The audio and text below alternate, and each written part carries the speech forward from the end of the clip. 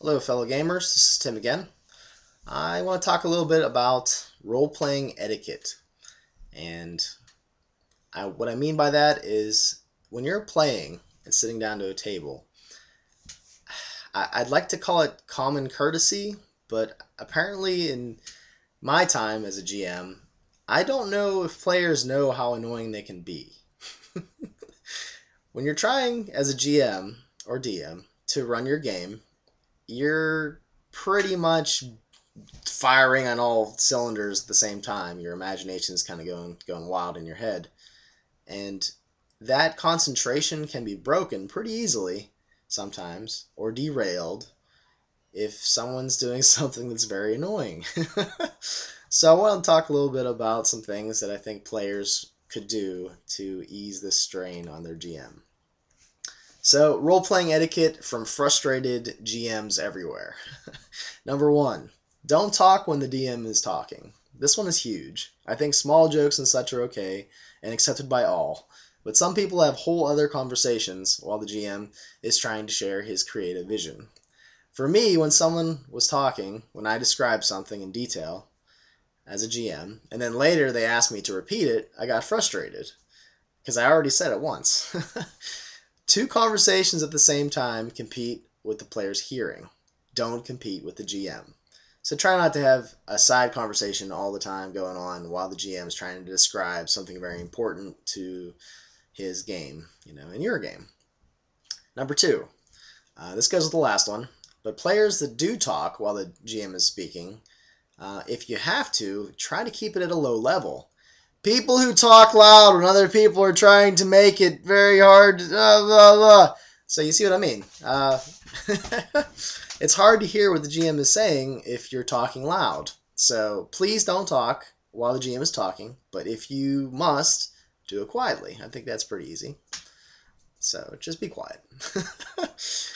You'll have your moment to shine in the sun. Number three, I have noticed that certain games players like to talk about their characters. That is fine, but half a session shouldn't comprise the players talking about what prestige class they're going to take 6 levels from now, or what feat they will be taking when the GM is running the game. Try to talk about this stuff during breaks, or need I say it, after the game. If you want to talk more about this stuff, maybe take breaks or excuse yourself, and don't compete with the GM who is, like I said, trying to share the story that he worked so hard at for hours while you were not doing anything with role playing. Okay, number four. The GM is the boss and final referee, but he is there to, create a story with the players. As a GM, there's some bad GMs out there, but I try to be easygoing and I try to get along with my players. But I think players have the right to question their GM's judgment on a ruling, but they shouldn't go on and on about it, whining like little babies if they don't get their way. This goes especially true for rules lawyers. I understand what you're saying. Consistency is good, but at times, sometimes the story is more important than the rules. But as a GM, I usually try to put out my house rules before the game begins. So, number five. Be nice to the player even if you don't like their character. If you don't like someone's character, that is fine, but some people do things that irritate the player outside of game to get back at them or whatever for something that happened in-game. Personally, I think groups with characters that are good and evil in a party always end up with someone with hurt feelings, or with chaos and law in a similar fashion. That's why I think I prefer games without alignments that kind of focus more on the middle. Basically, try not to piss off the players by doing something unsportsmanlike to their character. And don't try to take all the loot all the time. Don't be the selfish bastard. Nobody likes that character. Number six, pay attention. A lot of times people will do other activities when other players are doing things that don't involve them. But that's when their character gets a chance to play, so you should at least be quiet and pay attention. For certain situations when your character isn't there, it can be good to take a break and get some food or something, but otherwise paying attention can help the game along. The thing about saying like, I'm sorry, I was doing something else, probably gets under most GM skins. Number seven, don't tell other players how to roleplay. Everyone has their own style. I like to get into my character and talk in funny voices, and sometimes I'll, wear like an eye patch or something silly. But I understand that that's not what everyone's into. Respect other people's way of role-playing. If you have a suggestion, make it as such, and not a put-down or a judgment on how good of a player they are. Sometimes just keeping stuff like that to yourself is best. Some people roleplay according to their stat number or alignment, but others do things differently. Basically, there isn't one way to do anything, so chill out and relax. If they think that what you're doing is better, they will probably follow your lead and do like you. So, just relax a little bit. What time we got here? Okay. Number 8. Try not to become the problem player. There is nothing harder for a GM than talking to a player, who is usually a friend, about stuff that isn't easy to tell someone. I've run several campaigns where I wanted to reach over and punch someone in the face and tell them to leave. In hindsight, I wish I would have pulled them aside and told them about it, but I kind of suffered in silence. I would say a problem player is someone who pisses people off or annoys others by the way they do things. Basically, I think people should ask themselves if they are annoying or making someone angry before they do something. They think about it before you do something. If you are ever approached by a GM about being a possible problem player, realize that they have thought long and hard about talking to you before they actually confronted you. And they're probably a little scared and a little intimidated, and they don't want to hurt your feelings. But at the same time, the game's suffering, so they have to do something. GMs hate to tell players to leave, and it's the last resort. So don't put yourself in that position. Number 9. Find a game that fits your style of play.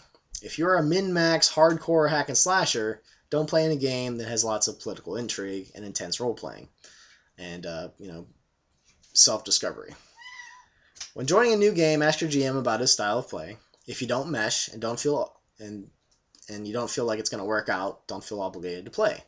Don't expect the GM to radically alter his game to satisfy your bloodlust. Also, if you find yourself in a game where you're not having any fun, but everyone else seems to be, it is not polite outside of game to let the GM know that it just does not fit your style and quietly leave the campaign. Sometimes there might be only a few people playing, so you leaving might kill the game. So you have to weigh the pros and cons of do they get to play versus do I get to play. But normally there's enough players where you can leave and find another game. And number 10. I know of another thing that is a pet peeve of mine. Players rolling their dice over and over and over again on the table when they don't need to. This usually results in dice after dice rolling off the table and onto the floor. I have nervous energy too sometimes, and I bounce my leg up and down, or tap the table or have a little drum beat or something. But I'm conscious of that, and I try to stop myself. But most of these things are relatively quiet. But plastic objects banging off wooden tables over and over again can be very distracting, especially when, like I said, a GM is trying to concentrate and trying to roleplay the non-player characters up to his elbows.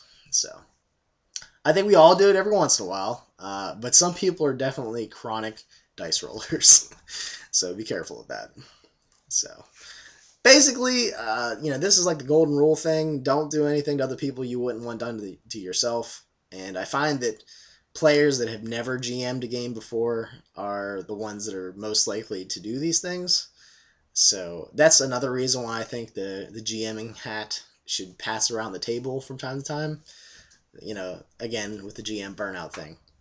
I think people need to take turns, and they need to sit in the hot seat and see what it's like when players ignore you and ask you to repeat your very elaborate description of some hallway that's filled with traps or whatever because they weren't listening, or they were texting on their phone, which is a big problem nowadays, or searching the web on their phone, whatever the case may be.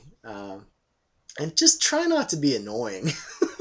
I mean, I know some people, their voices they border on annoying, and it has nothing to do with them, or they might have like a slightly annoying laugh, or they have just strange quirks that isn't really their fault. See, I'm very easygoing. I get along with everybody, so I can look past those things. But if there's things that you're intentionally not doing that is just common sense, then I don't have as much sympathy for people. So be nice to your GMs. They are effectively putting forth 75% of the entertainment. So have fun and don't be annoying.